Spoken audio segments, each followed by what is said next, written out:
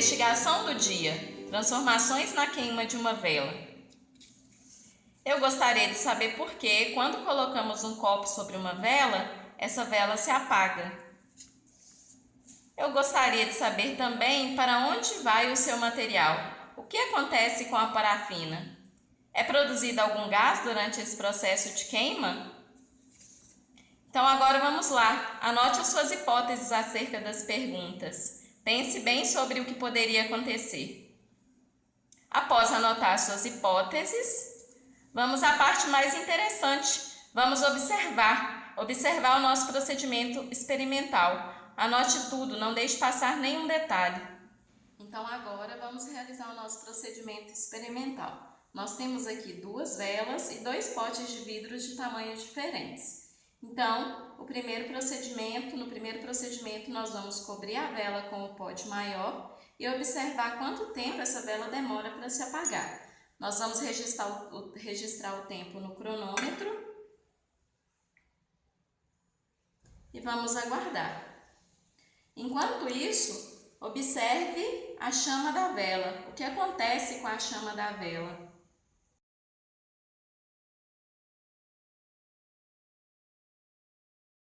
E a vela se apagou em 24 segundos.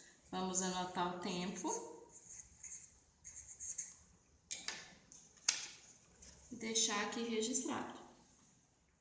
Agora vamos realizar o mesmo procedimento com o pote menor. Vamos cobrir a vela com o pote e observar quanto tempo essa vela demora para se apagar.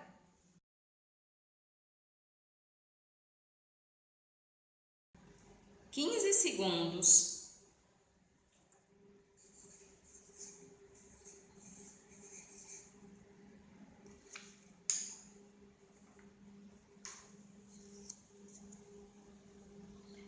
Registre as suas hipóteses com relação ao tempo diferenciado de queima das velas. Por que isso aconteceu? Então, além das reflexões anteriores e das hipóteses que já foram anotadas, nós vamos discutir um pouquinho sobre tudo que foi observado e tudo que foi anotado aqui durante o nosso experimento e antes do nosso experimento. Se nós observarmos aqui na vela, está acontecendo um processo que, como nós já discutimos, é chamado de combustão. Esse processo de combustão ele consiste na queima de 2 ou mais comburentes e de um combustível. E nós sabemos que é liberada energia na forma de luz e de calor. Se nós observarmos aqui na vela, que tem aqui no esquema, e tem a vela aqui também, nós concluímos que o comburente é a parafina junto com o pavio e o combustível vai ser o oxigênio que tem aqui disponível no ambiente. Para que aconteça esse processo de combustão é necessário que ocorra uma faísca inicial, que vai ser a energia suficiente para superar a energia de ativação inicial e com isso eu vou ter o processo de combustão aqui acontecendo. Outra hipótese que a gente poderia discutir também é o que aconteceria com o pavio caso não existisse a parafina participando desse processo aqui, caso a parafina também não fosse um comburente. Então nós podemos refletir sobre isso e anotar as possíveis hipóteses.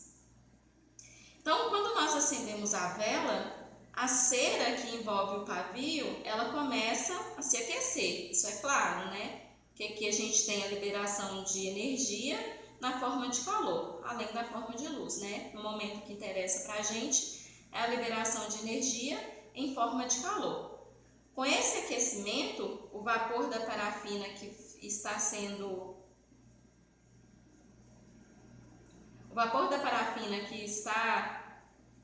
sendo queimado aqui, ele reage com o oxigênio, produz a chama que nós observamos aqui. E por ser um bom isolante térmico, no caso a parafina, o calor da queima da vela ele não vai ser transmitido com eficiência na vizinhança inteira da vela. Então, consequentemente, nós não teremos uma queima extremamente rápida desse pavio aqui. E aí esse processo de combustão ele acontecerá lentamente. E para que esse processo de combustão aconteça, eu já disse que são necessários os comburentes e o combustível. No caso, o nosso comburente, a parafina e o pavio. E aí é necessário também que eu tenha o combustível, oxigênio. Eu vou ter a minha faísca inicial de fogo. E aí eu vou ter alguma coisa que vai ser produzida nesse processo aqui de combustão. Eu vou ter o vapor de água e vou ter também a liberação de gás carbônico e monóxido de carbono. Então, são todas essas coisas que são liberadas. Então, de acordo com as nossas observações, as hipóteses levantadas e as nossas discussões, nós observamos que nesse processo de combustão ocorre queima de oxigênio, liberação de vapor de água, gás carbônico e monóxido de carbono. E aí a gente pode pensar no porquê que a nossa vela acaba. Considerando que o oxigênio, que é o nosso combustível, está disponível aqui no ambiente, a vela ela vai ter o oxigênio necessário para que o processo aconteça, aqui disponível. Quando eu coloco uma cobertura sobre essa vela, a quantidade de oxigênio que eu tenho aqui dentro ela é limitada. E aí a vela ela vai consumindo, aliás, o processo de combustão vai consumindo esse oxigênio disponível aqui dentro. Como eu não tenho um dos componentes para que a combustão aconteça, a vela se apaga. Agora nós vamos prosseguir com a segunda parte do nosso experimento. Nós vamos realizar o procedimento idêntico ao primeiro procedimento, só que agora nós vamos acrescentar a mesma quantidade de água nos dois pratos.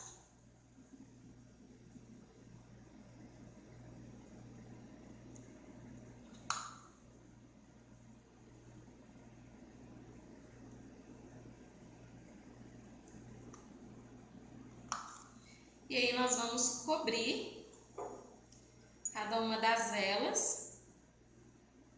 E eu gostaria de perguntá-los o que acontece com a água que está no prato.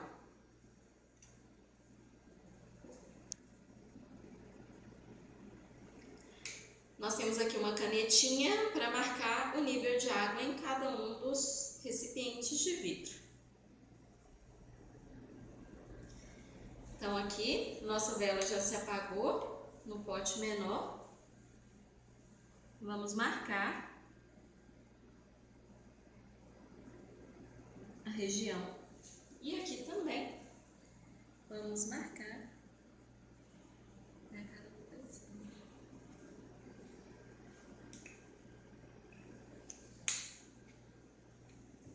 Então, em relação à água, por que o nível da água ela sobe no interior dos recipientes e o que acontece com o oxigênio que estava presente em cada um desses recipientes?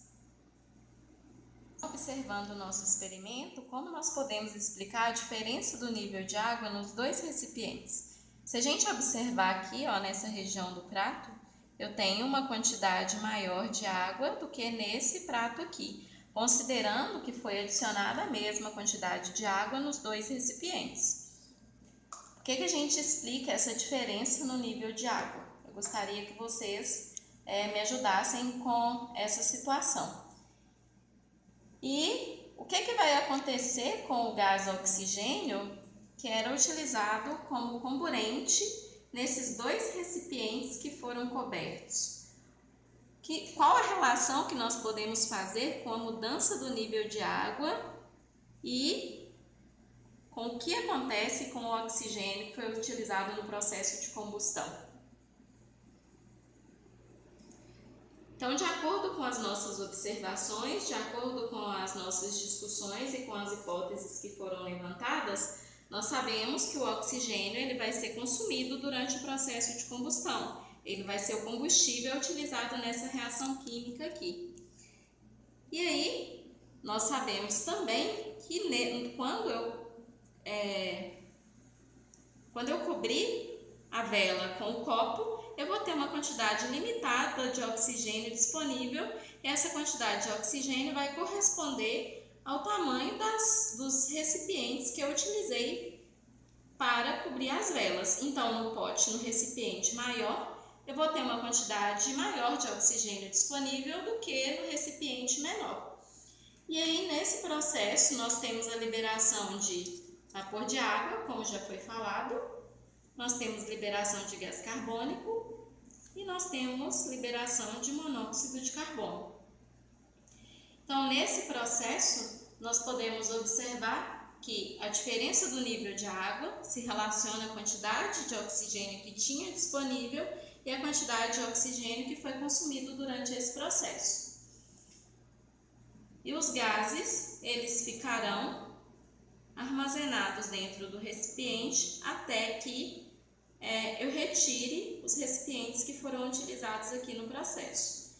Consequentemente, o recipiente maior vai ter uma quantidade maior de gases armazenadas do que o recipiente menor. Isso é uma relação proporcional, então.